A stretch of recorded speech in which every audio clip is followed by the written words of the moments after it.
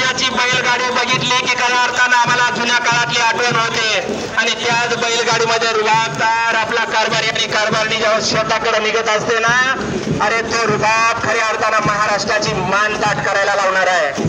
आणि म्हणून तो सायकलीवर जातोय, कारण मोटरसायकल सोडा म्हणतोय. तो पर्यावरणाला वाचवायचं असेल आणि उद्याची पिढी आम्हाला सुरक्षित ठेवायची असेल तर सायकल वापरली पाहिजे, आरोग्यासाठी गरजेची आहे.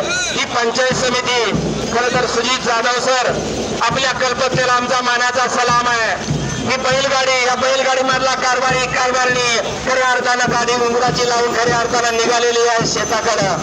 पंचायत समिती रेणापूर सर पर्यावरण पूरक जीवनशैली कशी आत्मसात केली पाहिजे.